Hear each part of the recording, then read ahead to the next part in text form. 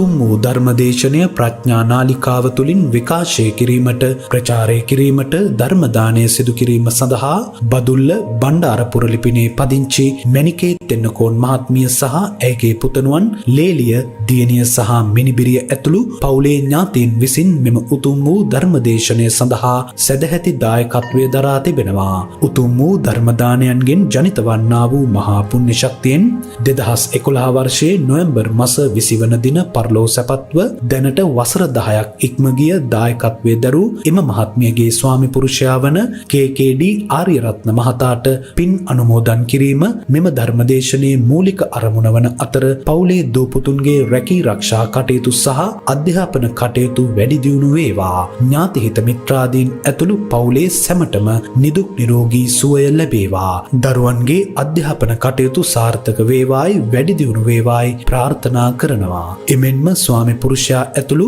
දෙපාර්ශවයේම පවුල්වල මියගිය දෙමාපියන් ඇතුළු සහෝදර සහෝදරියන්ද පවුලේ මියගිය සියලුම ඥාතීන්ටද ඉක්මන් භවයකදී උතුම් චතුරාර්ය සත්‍ය ධර්මය අවබෝධ වීම පිණිස මේ පුණ්‍ය ධර්මයන් හේතු වාසනා වේවා. සුජීවත්ව සිටින හැම දිනාටමද පවුලේ ඥාතීන්ටද මේ පුණ්‍ය කුසල් අනුමෝදන් වේවා. එමෙන්ම ගෞරවනීය දේශකයාණන් වහන්සේ වන පූජ්‍ය මීමුරේ ධම්මවංශ ස්වාමින් වහන්සේ ඇතුළු ප්‍රඥා නාලිකාවේ ධර්ම දේශනා සිදු කරන සියලුම පින්වත් ගෞරවනීය ස්වාමින් වහන්සේලාටත් මෙම ධර්ම දානය ශ්‍රවණය කළ ලංකාවාසී ලෝකවාසී පින්වතුන් සැමටත් සසර දුකින් මිදී නිවන් අවබෝධය පිණිස මේ පුණ්‍ය ධර්මයන් හේතු වාසනා වේවා. මේ දිනවල පැතිරෙන කොරෝනා වසංගත රෝගය මුළු ලොවින්ම තුරන් වීම පිණිස මේ පින් හේතු වාසනා වේවා. කොරෝනා රෝගීන් පෙළෙන සියලු දෙනාටද ඉක්මන් සුවය ලැබේවා කියා බලාපොරොත්තු වෙනවා. එසේම වේවා කියා ආශිර්වාද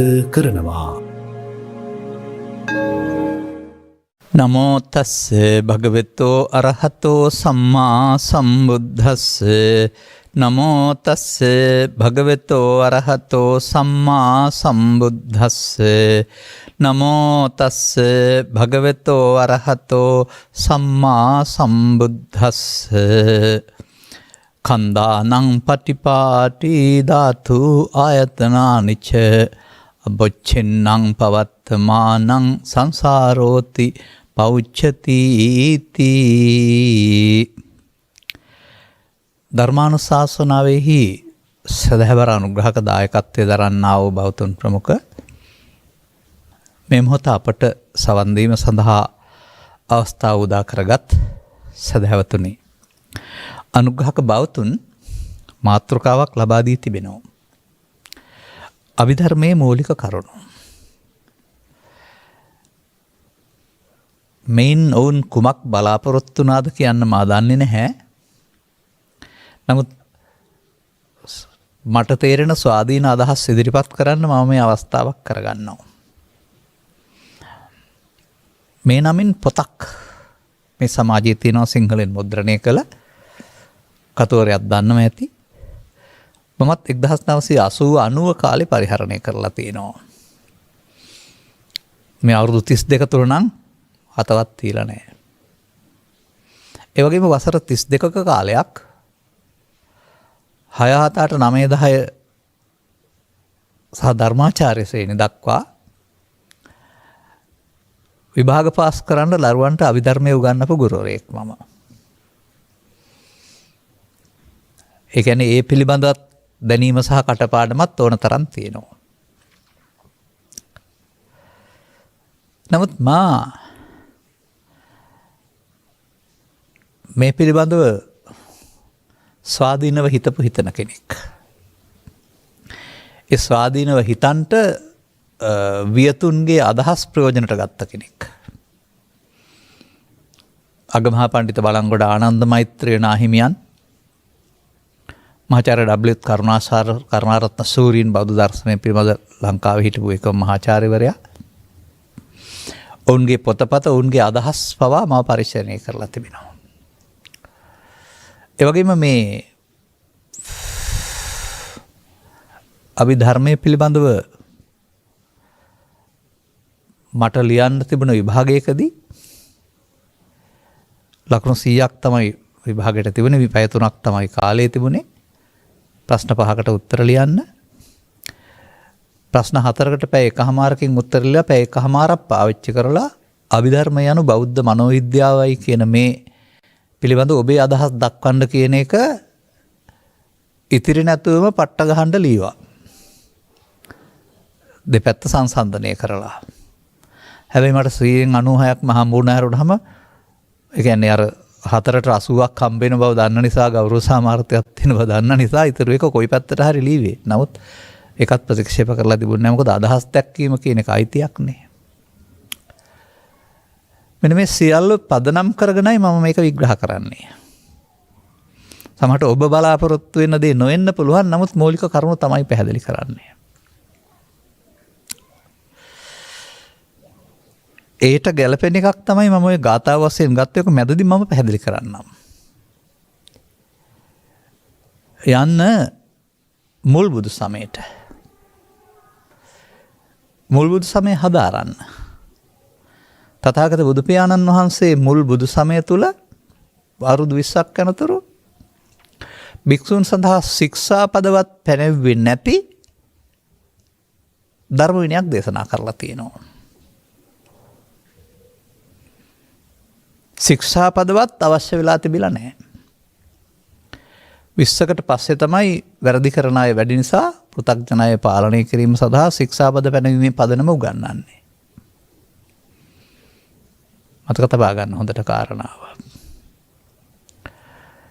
එතකොට අර මංගල ධර්ම දේශනාවට මෙහා පැත්තේ පවතින අනත්ත ලක්ෂණ සූත්‍රයේ පටන් ඔය ශික්ෂාපද පැනවීම දක්වා කාලය පිළිබඳව මහා කාශ්‍යප මහරහතන් වහන්සේ බුදුන් වහන්සේගෙන් විමසපුවාම ශික්ෂාපද පනවන්නට පෙර වැඩි දෙනා නික්ලේශී බවට පත් වුණා. ශික්ෂාපද පනවනකොට ඒක අඩු වෙනවා ඇයි ඒ කියලා. ශික්ෂාපද පනවන්න වෙන්නේ වැරදි කරනවා වැඩි නිසායි කියලා වදාරලා තිබෙනවා. එතකොට ශික්ෂාපද නැති විනයක් තුල බුදුන් වහන්සේගේ ශ්‍රාවකයෝ දුක නැති කරගත්තා. සෝවාන් ආදී මාර්ගඵල පිළිවිලින් නිවන සැනසුණා. සෝවාන් ආදී මාර්ගඵල පිළිවිලින් නිවෙන්න සැනසෙන්නට අවශ්‍ය අභිධර්මය ශික්ෂාපදෙව්වත් පැනෙව්වේ නැති මුල් බුදු සමය තුළ තිබුණ නිසා නේද එහෙම වුණේ. ඒක මතක තියාගෙන සංගායනාවන්ට එන්න. අවුරුදු 35ක් තථාගතයන් 45ක් දේශනා කළ දේශනා කටපාඩමින් පවත්වාගෙන මේ සුරක්ෂිත බව පළවෙනි සංගායනාවේදී දීඝ මජ්ක්‍ධිම සංයුත්ත අංගුත්තර කුද්දක නම් වූ පහකට බෙදලා භානක පරම්පරාවලට බාර දීලා මොනවද සංගායනා කළේ? ධර්ම විනය. අවුල්ලි යනවා 100ක් ගත වෙනකොට වසර යලිත් තතාවක් එවම ධර්ම විනය සංගායනා කරනවා. අවුරුදු 236ක් යනකොට තවත් තතාවක් මේ ප්‍රශ්නේ මතුවෙනවා. මෙන්න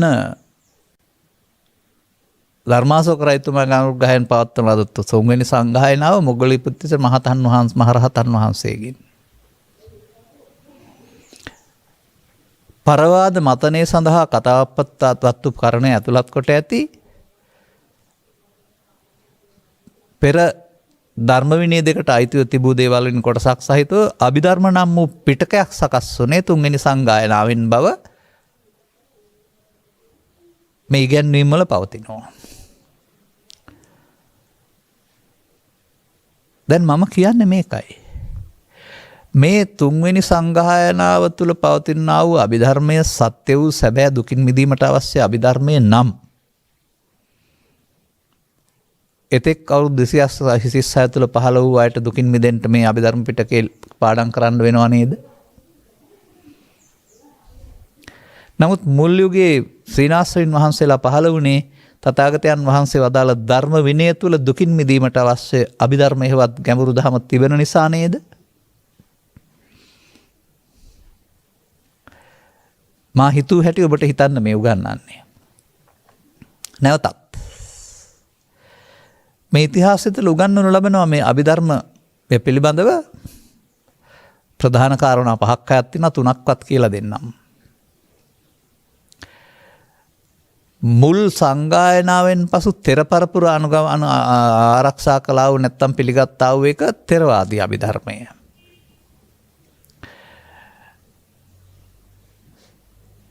තවතිසාව ඉඳලා සංකස්සපුරයට බැහැලා සරියුත් මහ රහතන් වහන්සේට දේශනා කරපු එක සාරිපුත්ත අභිධර්මය.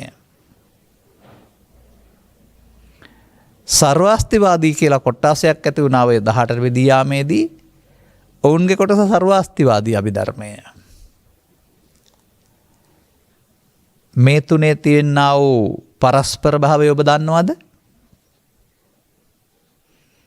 අපට 89යි. සාරිපුත්ත හිමියන්ගේ එකට 75යි. සර්වාස්තිවාදීන් එකට 100යි. එහෙම නැත්නම් සර්වාස්තිවාදීන් එකට 100යි. මේකට 75යි. සිත් සංඛ්‍යාව එකඟ වෙන්න බැරිව 75 89 100 දක්වා ආකාර තුනකින් තමයි මේකේ තිබෙන්නේ. මේ පිළිබඳව නිගමනයකට එළවෙන්න බැරි වුණා වූ අය ඒ යුගයේ වෙනම කණ්ඩායමක් හැදුනායි කියලා තියෙනවා අභිධර්මයේ භාවිතා නොකරන සූත්‍රාන්තික සූත්‍රයන්ගෙන් පමණක් කරුණු හදාරන.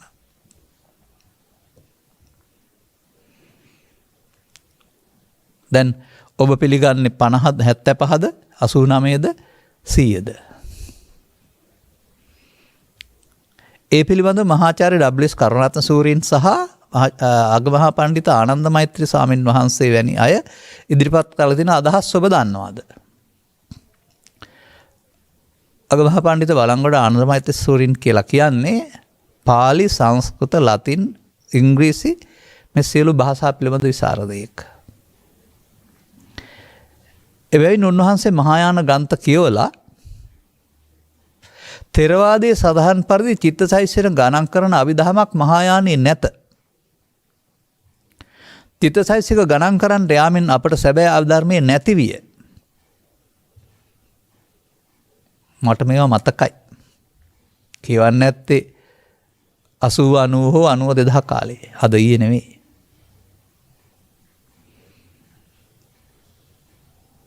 මහාචාර්ය W.S. කරුණාරත්න සූරීන්ගේ දේශපාලන කතාවලට පවා මම සවන් දීලා තිබෙනවා.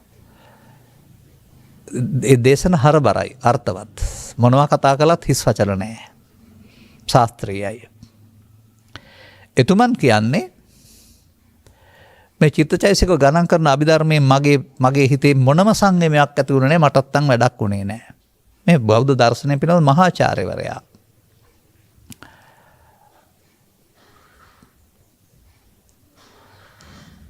හොඳයි.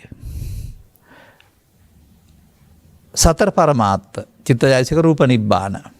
ඔය තුන්වෙනි සංගායනාවෙන් පස්සේ ඔබ අභිධර්මයේ කියලා පාවිච්චි කරන අභිධර්ම පිටකයේ අභිධර්මය. කුමක්ද මේන් විග්‍රහ කරන්නේ? තථාගතවරු දේශනා කළා වූ පවපින ධානය ඔස්සේ භවගාමී වෙන හැටි සහ ලෝකෝත්තර සිත්වදා දුකටපත් වෙන හැටි ඒ සිත්වලට වෙන අර්ථයක් දීලා තියෙනවා. ඒ නිසා පැවැත්ම පිළිබඳ ශාස්ත්‍රීය විග්‍රහයක් මේක තිබෙන්නේ. අකුසල් සිත් ඒව කරපුවාම පරලෝ යන හැටි, දුගතිගාමී වෙන හැටි. කාමාවචර කුසල් සිත් මිනිසුන් අතර හා දෙවියන් අතර, රූපාවචර සිත් රූපී බඹලවට යන්න උපදින හැටි, ඒ වගේම ක්‍රියාත්මක වෙන හැටි, ඒ වගේම ගියාම කර්ම විපාක සිත් සහ කිරියත් පෙන්නනවා.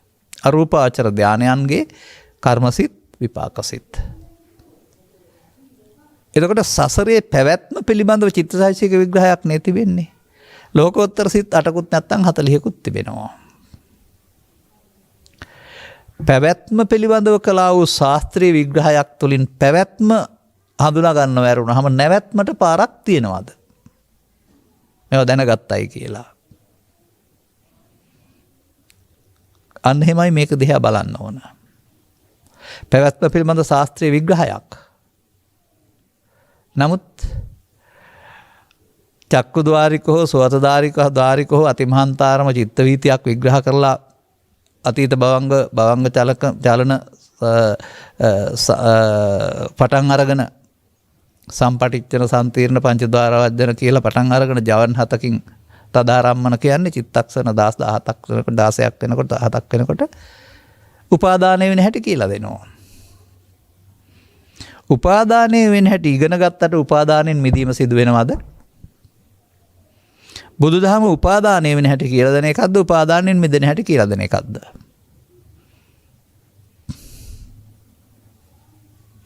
අන්න එහෙම හිතන්න ඉගෙන ගන්න. මගෙන් ඇහුවොත් මම කියනවා ඔව් සසර දුකින් මිදීම සඳහා අභිධර්මය දැනගත යුතුය. ඒ තුන්වෙනි පිටකයේ ඉදිරිපත් කරන අභිධර්මය නොවේ. බුදුන් වහන්සේ මංගල ධර්ම දේශනාවේ දෙවන ධර්ම දේශනාවේ සිට පිරිනොම් ගන්නා කාලය තුළ ඉදිරිපත් කළ සූත්‍ර දේශනාවල තිබෙනා වූ අභිධර්මය දැනගත යුතුමයි. දෙවෙනි දේශනාවට යන්න පළවෙනි දේශනාව අත්හල අන්ත දෙක සමග මැදුම් පිළිවෙත. දෙවෙනි දේශනාව කෙලින්ම කුමක්ද? පංචස්කන්ධය අනාත්මය. ඇයි පංචස්කන්ධය අනාත්මය දේශනාවනේ? පංචස්කන්ධයේ ආත්මය තුල සත්වයා පවෙන් පෙනෙන් ධානයෙන් සසර ඇවිදින හැටි උන්වහන්සේ දැකවදාලා. එහෙනම් අභිධර්මයේ විග්‍රහ කරන්නේ පංචස්කන්ධයේ ආත්මය තුල පැවැත්ම. ඔය 236කට පස්සේ පිටකයේ අභිධර්මයේ තථාගතයන් වහන්සේ අනත්ත ලක්ෂණ සූත්‍රය තුළ දේශනා කරන්නේ එයින් මිදෙන හැටිවත් පංචස්කන්ධය අනාත්මය. පංචස්කන්ධයේ ආත්මය අනාත්මය ඉගෙන ගැනීම අභිධර්මය නොවේද? මොකද අපි මේ ලෝකේ ජීවත් වෙනකොට ස්ත්‍රීන් පුරුෂයන් ගිහියන් පැවිද්දන් හොඳ අය නරක අය පව් කරන අය පින් කරන අය මව්වරු පියවරු දූ දරුවන් එක එක පුද්ගල චරිත තියෙන්නේ. විවිධ ක්‍රියාකාරකම් තියෙන්නේ. පව් පින් ධාන. අපි මේ බෙදලා තිබෙන බෙදීම තථාගතයන් වහන්සේ මේ තරම් සංකීර්ණ කරන්නේ නැතුව එක් තැනක් තුල ලස්සනට බෙදලා තිබෙනවා.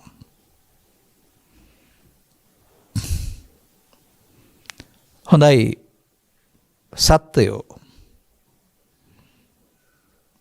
මරණින් පසු දුගතිගාමී වෙන්නේ මොකක් නිසාද? කයෙන් කවුරුත් පරලෝ යන්නේ නැහැ. සිතින් කයෙන් වචනෙන් ලෝභ දේශ මොහ මූලික කොටගෙන අපුණ්‍යාභි සංකාර රැස් කිරීම තුළ ඔහු පංචස්කන්ධයේ ආත්මය අපුණ්‍යාභි සංකාරයට යොදා ගන්නවා දන්නේ නැහැ. එනම් පංචස්කන්ධයේ ආත්මය තුළ අපායගාමීත්වය තිබෙනවා. ඊට මෙහා පැත්තට ආපු අය පව හොඳ නැහැ පින් හොඳයි කියලා පංචස්කන්ධයේ ආත්මය තුළ පුණ්‍යාභි සංකාරය රැස් කරලා පිනේ උපාදානය තුළ පරලෝ යනවා. එහෙනම් පරලෝ කාම ලෝකේ උත්පත්තියත් කාමසුගතිය දෙවියන් අතර උත්පත්තියත් පංචස්කන්ධයේ ආත්මය හෙවත් පංච උපාදානස්කන්ධය තුළ.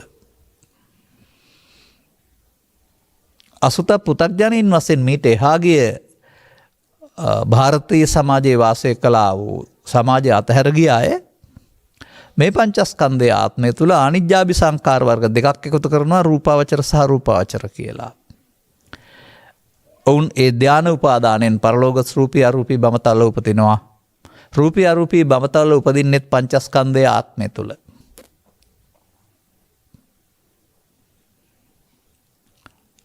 පංචස්කන්ධයේ ආත්මය තුළ බුදුන් වහන්සේ විග්‍රහ කළා යරුණාම ඔවුන්ට මේක විග්‍රහ කරගන්න බැරි වුණා. අන්න මේ කාමරූප අරූප භවත්‍රයේ ගමන අපුණ්‍යාභි සංකාර පුණ්‍යාභි සංකාර අනිජ්ජාභි සංකාර වල භවගාමිත්වය තථාගතයන් වහන්සේ විස්තර කරන්නේ ස්ත්‍රිය පුරුෂයා ගිහියා පැවිද්දා තුල නොවේ. හැමෝගෙම ඇස කන නාසය දිවකය සිත නම් වූ දොරවල් පහ මූලික කොටගෙන දොරවල් පහ තුල පහළ වෙන්නා වූ සත්තාඨාන කුසල සූත්‍රයේ සඳහන් කළ පරිදි ඇස කන නාසය දිවකය කියලා මුල් කොටගෙන කියලා පැහැදිලි කරලා තිබුණේ නැතත් වේදනා හයක් සංඥා හයක් සංකාර හයක් විඥාන හයක් වශයෙන් හය ආකාර ස්කන්ධ පංචකය හයක් මිනිසා තුළ පහළ වෙන මෙන්න මේ ස්කන්ධ පංචකය තුළ ස්කන්ධ පංචකය තුළ බුදුන් වහන්සේ පහළ වෙනට මිනිසා ස්කන්ධ පංචකයේ ආත්ම කොට අරගෙන පවෙන් භවගාමී පිනෙන් භවගාමී ධානයෙන් භවගාමී වෙලා හිටියා. ඒ කියන්නේ පංචස්කන්ධය පංච උපාදානස්කන්ධය තුළට හිර කරගෙන හිටියා ඒ අය. මේ පංච උපාදානස්කන්ධය තුළ පවෙන් පරලෝ යන හැටි පිනෙන් පරලෝ යන හැටි ධානයෙන් පරලෝ යන හැටි ඉගෙන ගත්තයි කියලා උපාදානෙන් මිදෙනවද? බුදු සමයේ අභිධර්මයේ මේක පැහැදිලි කරමින් මේක භවගාමී පටිපදාව උපාදානෙන් මිදෙන ආකාරයේ භව නිරෝධගාමී පටිපදාව.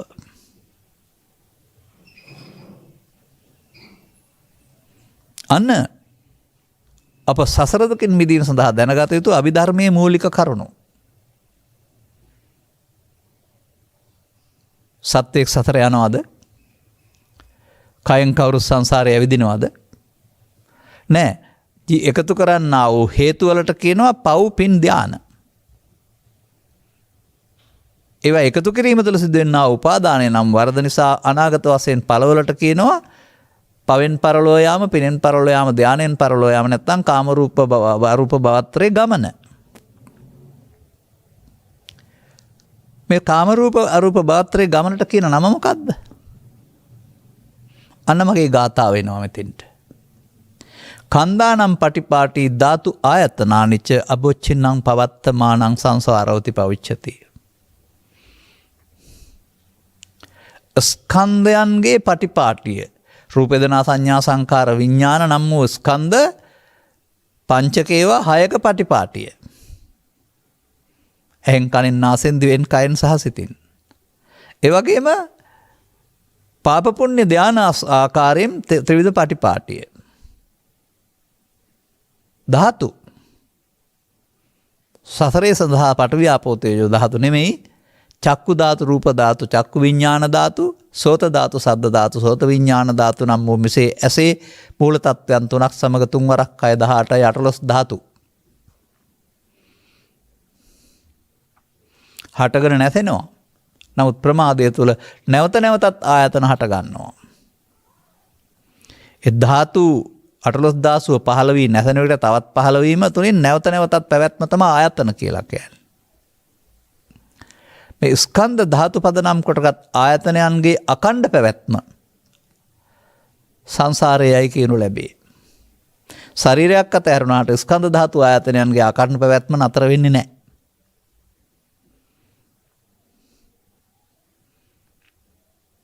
ඇයි ඒක සංසාරේ වුනේ? මේ ස්කන්ධ ධාතු ආයතනයන්ට ස්කන්ධ උපාදානස්කන්ධ වලට පත් කරගෙන ඒකට එකතු කරපු දේවල් සාර නිසා. ඔබ නිකම්ම ඉපදී මැරි යන ගමනට සංසාරේ කිව්වට මම නම් එහෙම ඒක කියන්නේ නැහැ. මා ඒක වචනේ කඩලා ගන්නවා දෙකකට.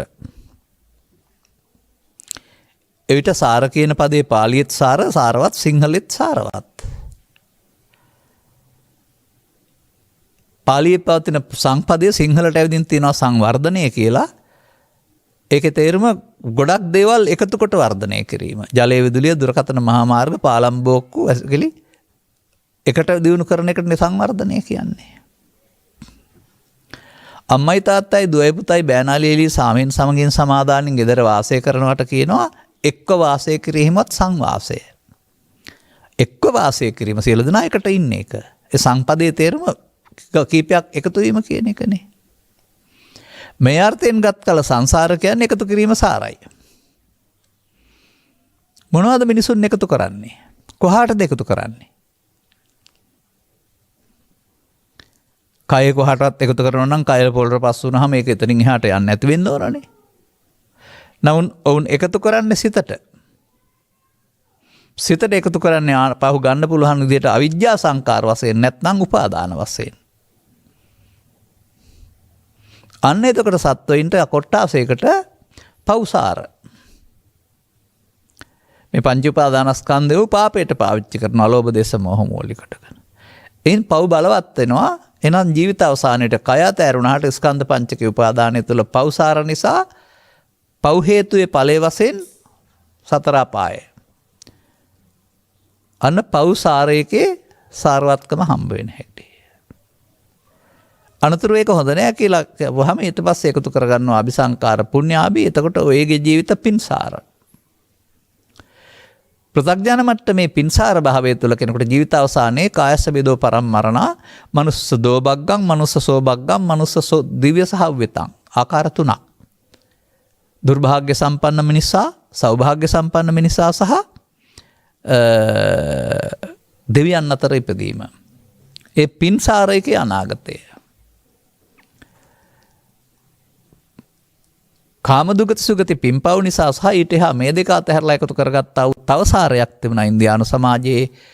ඊට වඩා සංසුන් නිසා ඒක සාරවත් කොට ගත්තා. ඒකට කියනවා ලෞකික ධාන සාර. රූපාවචර සහ රූපාවචර. ඔවුන්ට ඒවා සාරවත් නැත්නම් නිමි වශයෙන් ගත්ත නිසා උන් ධානයන්ගෙන් පරලෝකස් රූපී අරූපී බම්තල ඉපදුනා. එකතුව සත්වයින් වාසය කරන ස්ථාන 9යි තල 31යි. දැන් බලන්න පෞසාර, පින්සාර, ධානසාර සමානයි සංසාර.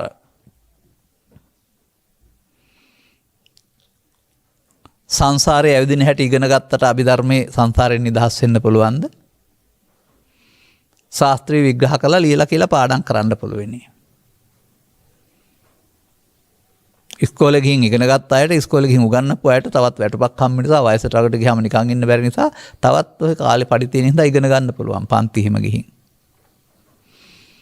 හැබැයි ඉගෙන ගත්තට උන්ගේ චර්යා රටාව බැලුවම ඔබමල් රේණුවත් තරම්වත් කුහකකම්, දුර්වලකම්, මෝඩකම් වෙනස් වෙලා නැහැ. ඇයි ඒ? තවත් ලෞකික අධ්‍යාපනයක් තේරුම් ගන්න.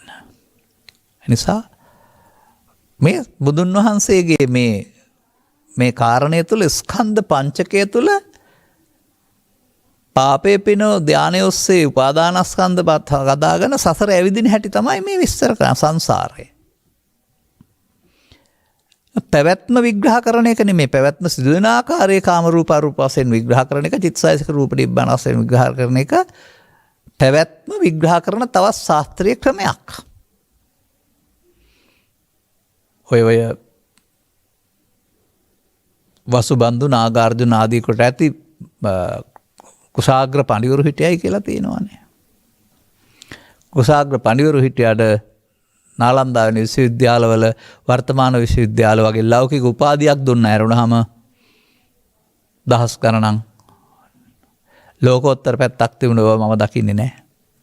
තිබුණා නම් ඔවම ගිනි වදින්නෙත් නැහැ. තිබුණා නම් ඔය වෙනත් මිත්‍යා දෘෂ්ටිකට යට වෙන්නෙත් නැහැ. මහායානය තුළ ලෞකීට බර වුණා වූ දහමක් තිබුණා ඇරුණාම ලෝකෝත්තර දහමක් තිබුණා නම් ලෝකෝත්තර දහමට ඉක්මවා යන්න දහමක් නැහැ. නමුත් ලෞකික මිත්‍යා දෘෂ්ටිය බලන ඊට වඩා මිත්‍යා දෘෂ්ටියකට පරදිනවා. අදටත් එහෙමයි. ඔබ ලෞකික තුළ මිත්‍යා දෘෂ්ටි වුණොත් එහෙම ඔබටත් ඊට වඩා මිත්‍යා දෘෂ්ටියකට පෙරදී මේ තෙරවාදී සතුන් රැකීමේ ජාතික උරුමය පවා ඔබට අහිමි වෙන්න පුළුවන්. එනිසා ආර්ය සම්මාදිට්ඨියකට එන්න බලන්න. ධර්මය යටපත් කරන්න, ධර්මය පරාජය කරන්න පුළුවන් බලවේගයක් නැහැ. නමුත් අධර්මයේ ලොකු අධර්මයට කුඩා අධර්මයේ පරදිනවා. නිසා දරුවන්ට මේක කටපාඩම් කරලා උගන්නලා කියලා දීලා ලකුණු ගන්නවා. ඔවුන් පැවැත්ම ගැන වෙනත් පැත්තකින් කියන්න දන්නවා. නමුත් ඔවුන්ට නැවැත්ම හම් වෙලා තියෙනවද? අන්න ඒකයි තේරුම් ගන්න ඕන.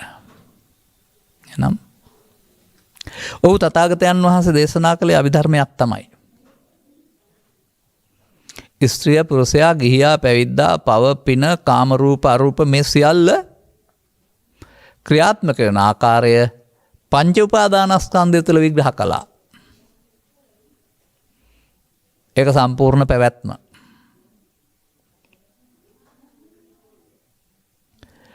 පැවැත්ම භවගාමී බව පෙන්නලා.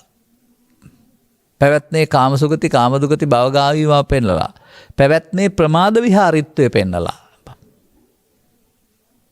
අනතුරු උන්වහන්සේ විසින් තේරුම් ගත්තා වූ නැවැත්මේ මඟ පැහැදිලි කළා.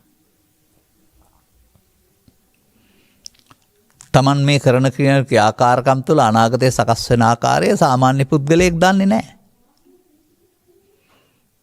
නමුත් පමාද විහාරිත්වය කියන වචන යටතේ බුදුන් වහන්සේ පරිහාන ධම්මෝං වික්ඛවේ දේසිස්සාමි කියන පද යටතේදී ඔබ තුළ මේ භව බන්ධනය විග්‍රහ කරනු ලබනවා. අනතුරුව ඒ සිරගේ අලංකාර කළාට වැඩක් නැහැ. ඒ සිරගේ මාරු කරාට වැඩක් නැහැ. සිරගෙන් නිදහස් වෙන්න ඕන ආකාරය මා සොයාගත්තා කියලා උන්වහන්සේට ආවේනික උන්වහන්සේ සොයාගත්තා වූ මඟ දේශනා කරනවා.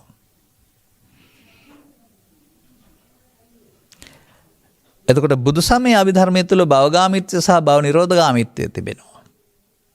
ඔබ කාඩම් කරන අභිධර්මයේ තුල භවගාමීත්වයේ ශාස්ත්‍රීය විග්‍රහයක් තියෙනවා.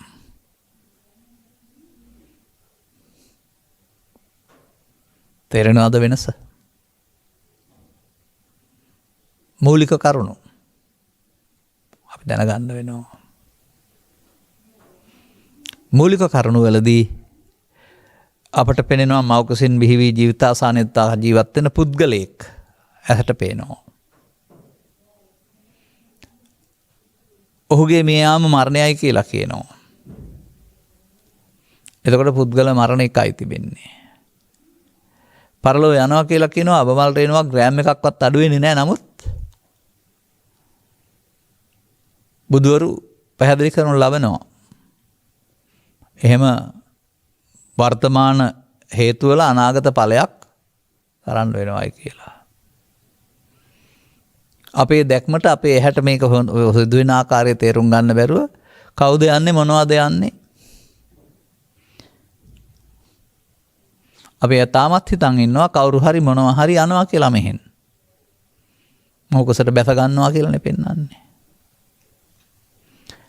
එතකොට කවුරු හරි යනවා කියලා හිතනවා නම් ඔබ හැමදෙනාමත් ආපහු කෙවට්ට පුත්ත සාතිගේ ආගමේ ඉන්නේ ආත්මවාදී. එතකොට ඔහුට ආත්මයක් තියෙනවා. යන්න. නමුත් ඔබට මේ හේතුවේ මේ ඵලයේ මේ හේතුයේ හේතුඵල වශයෙන් බලන්න පුළුවන් නම් ඵලයේ හේතුව නැහැ, හේතුවේ ඵලය නැහැ, නැත්තම් හේතු නැත්තම් ඵලය නැහැ. හේතු තියෙන නිසා ඵල. ඒක හේතුඵල වශයෙන් පැහැදිලි කරන එකක්.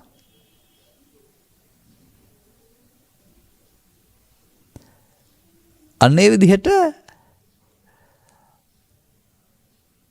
මේ සත්ත්ව සංඥාව, සත්ත්ව පුද්ගල හැඟීම බාහිර සම්මුතියක් පමණයි. බාහිර ලෝකයට පව්පින් ධාන ඇතිතුරු සතෙක් ඉන්නවා. පව්පින් ධාන තුළ තිබෙනවා අවිද්‍යාපත්‍ය සංකාරක්. අවිද්‍යාව තුළ තමයි සතා හේතුඵල වශයෙන් පැවැත්මකට අහු වෙලා ඉන්නේ. මේ පව් හේතු පින් හේතු ධාන හේතු අනාගත වශයෙන් උපදින්න නැති වෙන්න නිරෝධ කළොත් එහෙම හේතු නිරෝධයෙන් ඵල නිරෝධයෙන් එහා පැත්තට සතර ඇවිදින්න සතෙක් නැතුව යනවා. සතෙක් හිටියා නැති කරගත්තද? සත්පුද්ගල දෘෂ්ටියේ මුලාව දුරු වුණාද?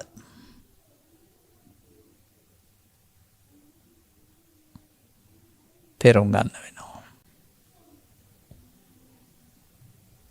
මෙන්න මේ විදිහට මේ බුදුරු හෙලි කරවා දාලා උසියුම් දේ අතක්කා වචර කියලා කියනවා. පණ්ඩිත වේදනීය කියලා කියනවා. තව වචන පාවිච්චි කරනවා. නොනින් දකින දෙයක් කරනවා, ඇසෙන් දකින දෙයක් නෙවෙයි. නමුත් නොනින් දැකිය යුතු කාරණා ටික ඇසින් දකින අර්ථයෙන් ලියපු රටක නෙමෙයිද අපි ජීවත් වෙන්නේ.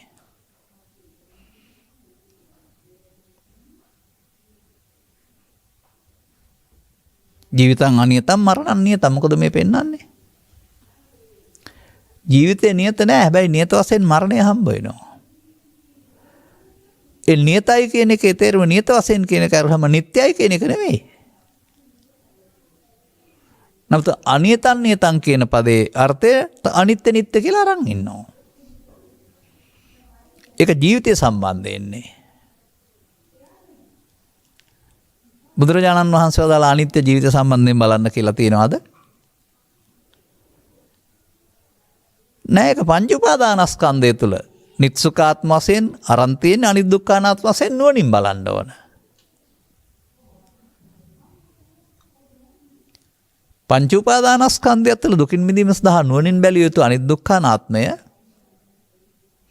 කෙස්වල බලන්න, ලොම්වල බලන්න, නියවල බලන්න, දත්වල බලන්න, පරවෙන්න මල්වල බලන්න, ලෝකයේ තියෙන වස්තු වල කැඩී මිදීම බලන්න යන්න ඉගන්නුවේ කවුද? ඉගෙන ගත්තේ කාගෙන්ද?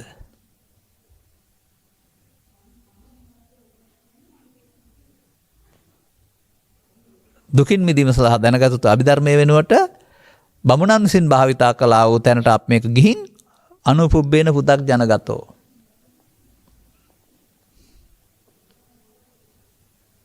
අර අගමහා පණ්ඩිත ආනන්ද මෛත්‍රී නාහිමියන් වදාළ පරිදි මේවා ගණන් කරන්න ගිහින් මොකද වුනේ අපට සසර දුකින් මිදීමට අවශ්‍ය අභිධර්මය නැති වුණා. ඔතේ මේක ලියලියා කිය පාඩම් කර කර හිටියාගේ අනාගත බුදුහාමුදුරනේ අපිට නිවන් ලබා දෙන්නේ. ඒ හින්දා ප්‍රශ්නයක් නැහැ. නමුත් ගෞතම බුදුන් වහන්සේගේ ශාසනය සඳහා නම් ඔය තුන්වෙනි සංගායනාංග තුර අභිධර්මයේ ඕන නැහැ. අනත්ත ලක්ෂණ සූත්‍රයේ තියෙන අභිධර්මයේ පාවිච්චි කරාම ඇති. තර්කානුකූලවත් මම තර්ක කරන්න සූදානම් නැහැ. නමුත් බලන්න හිතලා. කොණ්ඩඤ්ඤතාවසර ධම්මස පෑදුනේ. මංගල ධර්ම දේශනාව අනත්ත ලක්ෂණ සූත්‍රය රහත්තුනේ. දුකින් මිදෙන්න අවශ්‍ය අභිධර්මයක තියෙන නිසා නෙවෙයිද?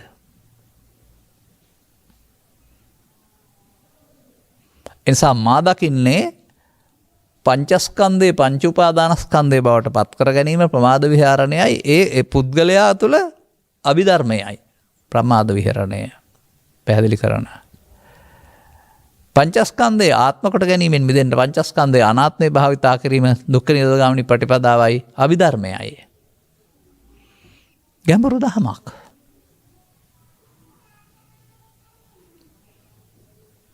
අසූ නමයක් හරි එම නැත්නම් 52ක් හරි 12ක් හරි 8ක් හරි ඕචර ගණන් කරගෙන ඉන්න ඕන. දැන් එන එක ගැන බලන්න තියෙන්නේ. හුඟක් පහළ වෙන්නේ නැහැ නේ හිතට. එකයිනේ. ඒක 121කින් නැත්නම් 140න් කොයි එකට ආයිද කියලා පාඩම් කරන්න දෝන අපි. ඒ උපන් එකේ ආත්ම දුෂ්ටහුයි ඒකෙන් මිදෙන්න ඕන. වර්තමානයේ ජීවත් වීම නැමැති අවස්ථාවට පහළ වෙන්නේ ඇසේ කනේ නාසයේ දිවේ කයෝ මනෝද්වාර ස්කන්ධ පංචකයක් විතරයි. ඒකට එන දෙයින් ඇලී ගලී ඉන්නට මේ සේරම පාඩම් කරන්න ඕනේද? නමුත් ඒ පැත්ත බරපතලයි කලක් තිස්සේ. ඒ නිසා මේ මතයේ ඉඳලා තමයි අපට සවන් දෙන්නේ.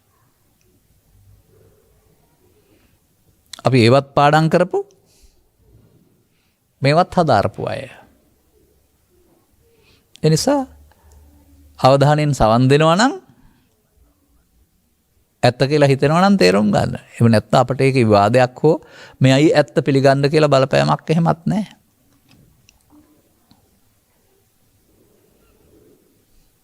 මම මෙහෙම උදාහරණයක් ඉදිරිපත් කරනවා. වනාන්තරගත හොරු රංචුවක් ඉන්නවා. මිනිසුන්ට හරි කරදරයි. රජු දැනගන්නවා මොවුන් හොරු බව. අල්ලා ගන්නවා. බඩුත් එක්ක හොරු අල්ලා ගන්නවා. දැන් රජතුමාට කරන්න තියෙන්නේ ඝාතනය කරන එක විතරයි. ඝාතනය කරන්න නිගමනය කරලා නියම කරලා තව මොනවන්ගේ උන්ගේ පැටිකිරිය හොයන්නේ ආයේ. වැරදි කරුණන් තියෙන්නේ ඝාතනය කරන්නනේ. පැටිකිරිය හෙව්වත් ඝාතනය කරන්න නැතත් ඝාතනය කරන්න වෙනවා. පැටිකිරිය හෙරන පටන් ගන්නවා ඝාතනය පැත්තකින් තියලා. කෙලස් කියන්නේ හතුරු හමුදාවක්. කෙලස් කියන්නේ නසන්න. මොකටද පාඩම් කරන්නේ? පාඩම් කරගත්තට නැතෙනවද?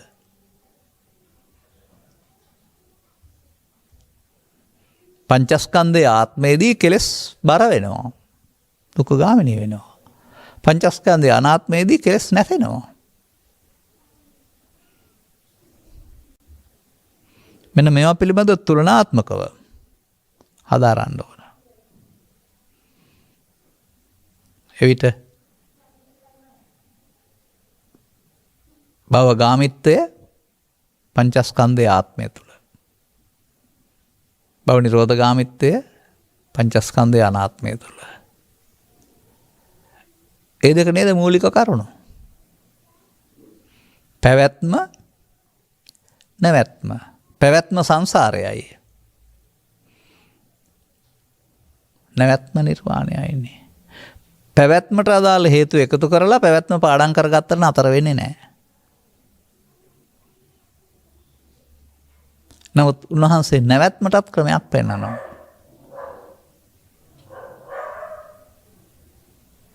එනිසා මම දකින්නේ මේ සමාජයට විභාග පාස් කරන්නට අවශ්‍ය අභිධර්මයක් නෙමෙයි මම දකින්නේ. දුකින් මිදීම සඳහා කර්මක්ෂය කිරීම සඳහා අනුගමනය කළ යුතු අභිධර්මයක අවශ්‍යතාවය. මන්දයත් බුදුරු ලෝය පහළුනත් නැතත් කර්ම රැස් කිරීමේ කර්මය යටතේ මිනිසා. කර්මගාමී වෙලා භවගාමී වෙලා කර්මය සරණ කරගෙන පාපකර්මයෙන් පුණ්‍ය කර්මයෙන් ධ්‍යාන කර්මයෙන් කම්මං සරණං ගච්ඡාමි වෙලා ඉන්නවා. ඔවුන් හිතනවා උන් ධම්මං සරණං ගච්ඡාමි කියලා. මේ කර්ම රැස් කිරීමට කර්ම උපාදාන කිරීම හෙවත් කම්මං සරණං ගච්ඡාමි නම් වූ පමාද විහරණ ප්‍රතිපදාව ඔබට බලපානවා.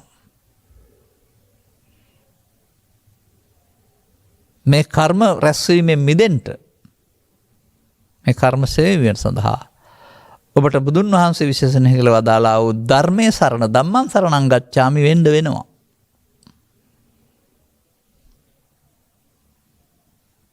ඔබ සසර ඇවිදීමේ බලාපොරොත්තු වෙන්නේ උපාදාන සහිතව නම් ඉන්නේ. ඔබ අයිති වෙන්නේ සෝපාදානස්සකෝ හං වච්ච උප්පත්තින් පඤ්ඤාපේමි. උපත් පනවන උපාදාන සහිත භව ගමනට. නමුත් තථාගතයන් වහන්සේ ධර්ම දේශනා කරමින් උපාදානයෙන් මිදී භව නිරෝධගාමීත්වය ඇති කරගන්න ආකාරය පිළිබඳව පංචශීලිය තුළ සෝ අටශීලිය තුළ හෝ පුද්ගලයා තුළ හෝ උපසම්පදා වර්තමානයේ පවතින උපසම්පදා ශීලිය තුළ හෝ දේශනා කළේ නැහැ. ඒ ඕනෑ කෙනෙකුට ඒ ශික්ෂාපද සංවරයේ සිටමින් මේ පංචස්කන්ධ නම් වූ ධර්මතාවය තුළ සතරේ පුරුද්දෙන් එරකගත්තා වූ ආත්ම දෘෂ්ටියෙන් මිදීම මුල් කොටගත්ත කර්ම රැස් කිරීමේ ප්‍රතිපදාව මුල් කොටගත්ත කර්මක්ෂය කිරීමේ ප්‍රතිපදාවක් දේශනා කළා.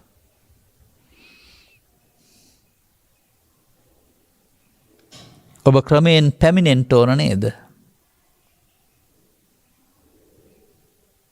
අදාළ කරුණු පිළිබඳ අවබෝධයට. තමන් යම් මතයක් ධර්මින් සිට ඒකට නොගැලපෙන අදහස් ඉදිරිපත් කරපවනින් ඒකට සවන් නොදී ඉන්න හෝ එරෙහි වෙන්න හෝ ඉක්මන් වෙන්න එපා. අර හේතු ඉදිරිපත් කළේ මම ඒකයි.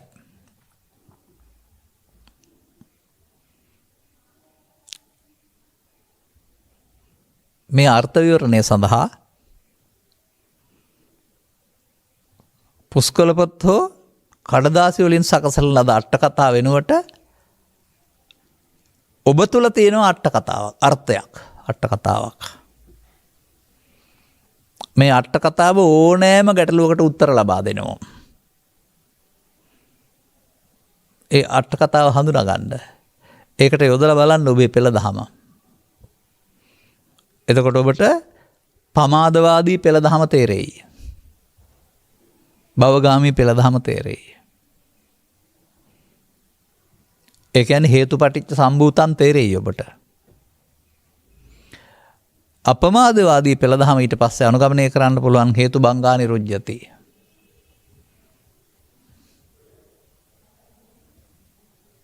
ඉතින් මේවා පිළිබඳ ඉදිරිපත් වෙන අදහස් වල පවා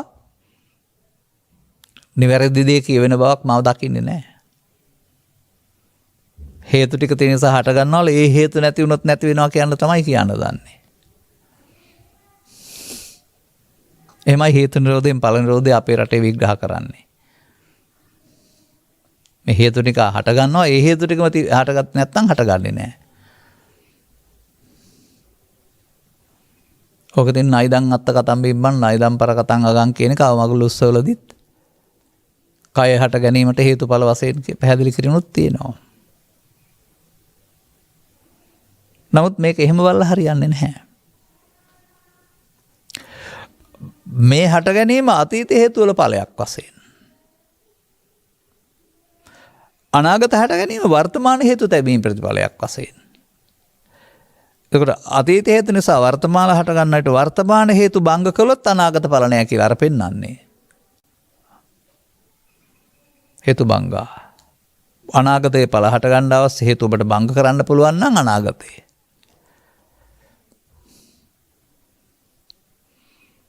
මේ මම පෙන්නන මේ අටුවාව හැම කෙනෙක් ගාවම තියෙනවා. අටුවාව තේරුම් ගන්න ඕන අටුවාවට යොදලා ලියා ගන්න ඕන.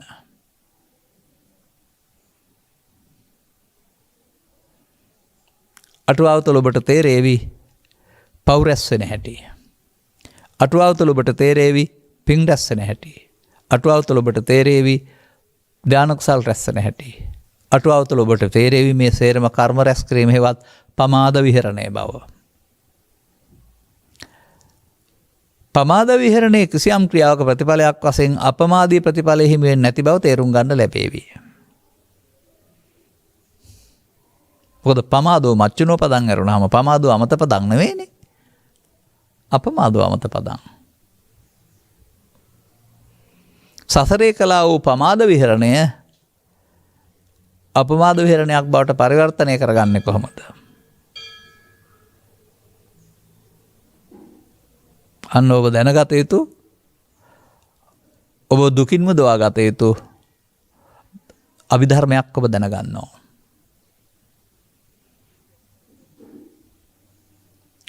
එතකොට ඔබට වැටහෙනවා මේ භව ගමන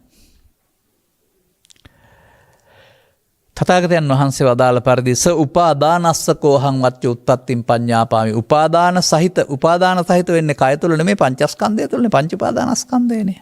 උපාදාන සහිත වීමෙන් උත්පත්ති. එනම් සංසාරේ.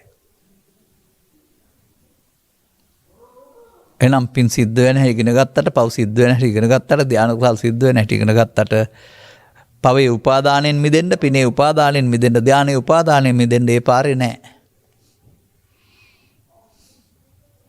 එක පැවැත්වීම ශාස්ත්‍රීය විග්‍රහයක් පමණයි.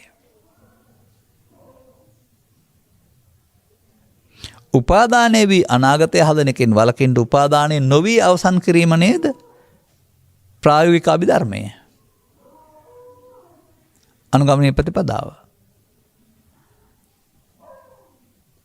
උපාදානන් මිදෙන්න ජීවිතේට එක වතාවද පුළුවන්? එක වතාවද සිදු වෙන්නේ? උපාදානෙන් මිදීම සඳහා ශික්ෂාපද වළංගු වෙනවද? උපාදානයේ සිදු වෙන්නේ පංචස්කන්ධය නම් පංචස්කන්ධය කියන ධර්මතාවයට ස්ත්‍රී පුරුෂ කිහිපෙදි ભેදයක් නැහැ. පංචස්කන්ධේ උපාදානයක වළක්වන්න පංචශීලයේ සිට උපසම්පදා සීලයේ ශික්ෂාපද වලට පුළුවන්කමකුත් නැහැ. ඒවා උපාදානස්කන්ධ පිළිබඳ අවබෝධය පිටින් හදාගත්ත පුද්ගල සංවරයක්. වැරදි නැති වුණාට සමාජයේ යම් මට්ටමකට පාලනය වෙන. උපාදානයේ වීම සහ උපාදානෙ මිදීම පංචස්කන්ධය තුළ සිදුවෙන දෙයක්. පංචස්කන්ධය තුළ උපාදානය පමාද විහරණය සහ වරද. ඒ පංචස්කන්ධය තුළ මිදෙන්න ඕනනේ.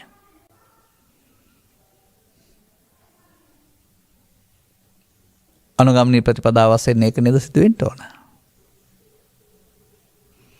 අන්න ඔබට මූලික කරුණු වැටහෙවි.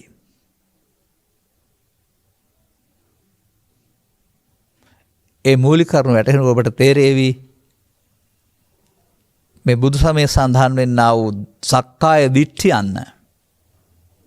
හෙවත් මම යන්න. ඔබ දන්න මම නොවන බව. ඔබට මේ මම කියන වචනයක් තියෙනවා. ඔබ කයට මම කියලා ගන්නවා. එහෙම නැත්නම් මම ඔකට ලස්සන වචනයක් හදනවා. පෘථග්ජන සමාජයට මයන්න මම කයන්න යන්න මම. ඒ පෘථග්ජන භාවය තුල තථාගතයන් වහන්සේ වදාරන්නේ අසුත පෘථග්ජනයාට සිතට එන දේ මම කොටගත්ත මුලාවෙන් මිදෙන්න බෑ. මොනවද හිතට එන්නේ? ඕන දෙයක්. පෘථග්ජනයාට නම් ලෝභය, දේශය, මෝහය, ඊර්ෂ්‍යාව, ක්‍රෝධය, වෛරය, මානය, පව, පින, ධානය. මෙන්න මේ සිතට එන දේ සමග අපි ඇලීමක් ඇටීමක් ඇති කරගත්තොත් එතකොට ඒක තුළ මඤ්ඤමානයක් තියෙනවා. ඒ මඤ්ඤමානය තියෙන්නේ කය තුළ නෙමෙයි පංචස්කන්ධය තුළ. ඒ පංචස්කන්ධයේ ඉන්න මම එතකොට ඒ මොහොතට ආපු දේ. ඒ මඤ්ඤමානය තමයි ඔබට සසර ගමන හදලා දෙන්නේ. මමත්ින් ගැනීම. ඒකට තමයි සක්කාය දිට්ඨි කියලා කියන්නේ, සංයෝජන කියන වචනෙන්. දිට්ඨි කියන්නේ බැඳෙනවට.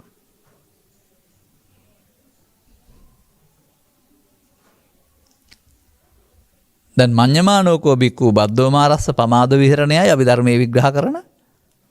අමඤ්ඤමානෝ මුත්තෝ පාපිමතෝ අභිධර්මයේ විග්‍රහ කරන දුක්ඛ නිරෝධ ගාමිනී පටිපදාවයි. මේ මඤ්ඤමානයේ ශාස්ත්‍රය විග්‍රහ කරගන්න පුළුවන් නම් පොළොවේ නම් තමන් තුළ සිදුනා වූ මේ වැරද්ද තේරෙනවා. දැන් ඔහුට වැරදි පාරේ යන්න ඕන නැහැ. ඔහුට අමඤ්ඤමානය පාවිච්චි කරන්න පුළුවන්. අමඤ්ඤමානය අපමාද විහරණයයි, අමඤ්ඤමානය භාවනාවයි, අමඤ්ඤමානය භව නිරෝධගාමී ප්‍රතිපදාවයි. අමඤ්ඤමානය දුකින් මිදෙන අභිධර්මයයි.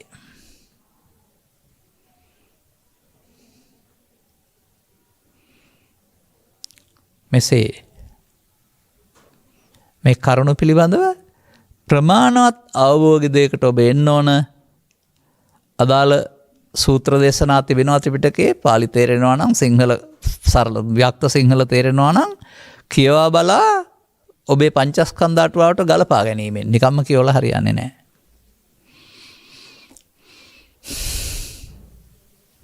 ඒකත් හරිය හොඳ උදව්වක්. පාලිය සිංහලට නැගීමේදී ඒ පරිවර්තනයකින්ගේ අදහස් එකතු වෙලා ඒක ආත්ම දෘෂ්ටියට කැටි වෙලා තියෙනවා.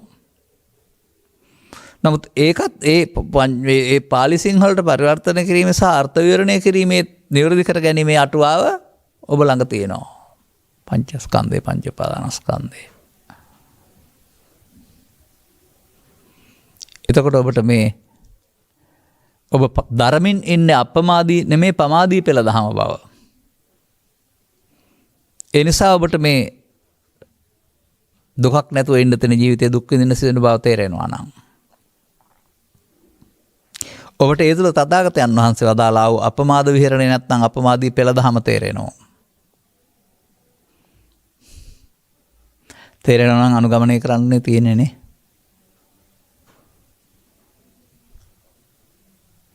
අන්න එහෙම අප කතා කරන ස්ත්‍රීවාදී, පුද්ගලවාදී, ගිහිවාදී, පැවිදිවාදී, ශික්ෂාපදවාදී, සම්මුතිවාදී සම්මතය තුළ හිර වෙලා ඉඳලා මේ ආර්යවාදී ප්‍රතිපදාවට එන්න බෑ. ඊට වඩා නුවණකින් දැකගත යුතු, නුවණකින් මෙනෙහි කිරීම තුළින් ප්‍රමාද විහරණයෙන් මිදිය යුතු, නුවණින් මෙනෙහි කිරීම නිසා සංසාරගත බන්ධනයක් තුළ ජීවත් වෙන පුද්ගලයාට භව බන්ධනයෙන් නිදහස් වීම සඳහා වදාළා වූ නිදහස්වාදී ප්‍රතිපදාවක්.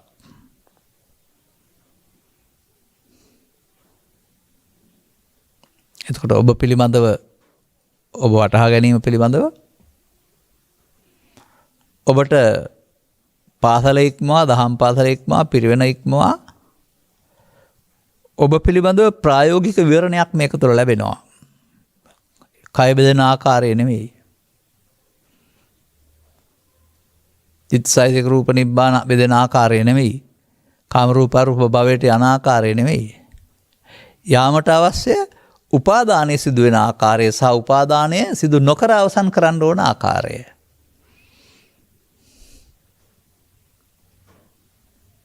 ඒක නේද දැනගන්න ඕන කාරණාව. අන්න ඒ විදිහටයි අපිට ඇහැට කනට පේන ලෝකයේ ක්‍රියාකාරීත්වය ඇහැට කනට පේන සම්මතවාදී නම් කිරීමට ඉක්මවා ගිය ගැඹුරු ක්‍රියාකාරීත්වයක් මේක සිදු වෙන බවට ඒ වටහා ගැනීමෙන් පමණක් දුකට බැඳෙන හැටි හා දුකින් මිදෙන ආකාරයේ තේරුම් අරගෙන බැඳෙන ප්‍රතිපදාව වෘතග්ජනයා සතු බවත් මිදෙන ප්‍රතිපදාව ආර්ය පුද්ගලයා සතු බවත් දිනමින් පරමින් වාද විවාද කරමින් ඉන්නවට වඩා අනාර්ය භාවයෙන් මිදී ආර්ය භූමියට පැමිණිය යුතු බවත් මේ උරුමකරුවන් බවට පත් වෙන්නට. එය කාටවත් කාගෙන් හරි ඉල්ලූ පවණින් යාඥා කර පවණින් ලැබෙන දෙයක් නොව අනුගමනීය ප්‍රතිපදාව තුළ දුකින් නිදහස් වීමක් බවත් ඔබට තේරුම් ගන්න ලැබේවි. එපමණක් නෙවෙයි ඒක ඉහාත්ම වශයෙන්ම මේ ජීවිතය තුළදීම සහ මේ මොහොතේදීම ප්‍රායෝගිකව භාවිතා කිරීම තුළින් ඔබ මේ වැටී තිබෙන අගාධයෙන් ගොඩ එන්නට ඔබට මංපෙත් සලසන බව පාර පෙන්වන බව තේරුම් ගන්නට ලැබේවි. එය ඉල්ලීමෙන් යැදීමෙන් ප්‍රාර්ථනා කිරීමෙන් යාඥාවෙන් ලැබෙන දෙයක් නොව නැවත නැවතත්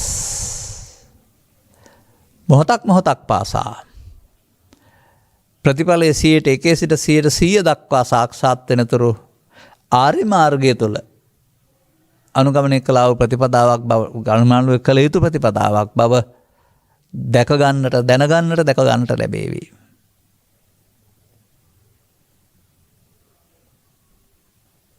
එවිට ඔබේ ජීවිතය තුළ ඔබ බුදුරු හෙළි කර වදාළා වූ මේ විරතියට අවශ්‍ය සතිය පිළිබඳ භාවිතාවකින් තොරව රතියෙන් යුක්තව භවයම තෝරාගෙන භවබන්ධනයම හොඳයි කියලා භවබන්ධනය ඔස්සේම සැප ලබන්නට පමාද විහාරයේ සිටින බව ඒ පෘථග්ජනයාගේ උරුමේ බව ඒ පෘථග්ජන සීමාව බව තේරුම් ගන්නට ලැබේවි. එවිට මේ සසරට බැඳීම කියන කාරණාව අරමුණ තුල ආස්වාදයේ ආදීනයක් වශයෙන් ඔබට දැනගන්නට ලැබේවි. අනතුරුව ආදීනවේ දන්නා බැවින් ආස්වාදයෙන් නිදහස් වෙන්නට ඔබට කල්පනා වේවි. ඒ අවිධර්මයයි. මන්දයත් තථාගතයන් වහන්සේ ආස්වාදයේ ආදීනව දැක නිස්සරණයට පත් නොවන තාක්කල් මම ලෝකෙට බුද්ධ කීවේ නැහැ කියලා වදාරනවා. යම් විටක ආස්වාදයේ දැක්කාද ආදීනව දැක්කාද එබැවින් ආස්වාදයෙන් මිදුණ තැනයි බුද්ධ. එහෙනම් ආස්වාදයේ ආදීනව නොදැනීම පැවැත්මයි. ආස්වාදයේ ආදීනව දැව ආස්වාදයෙන් මිදීම දුකින් මිදෙන අභිධර්මය නෙවෙයිද?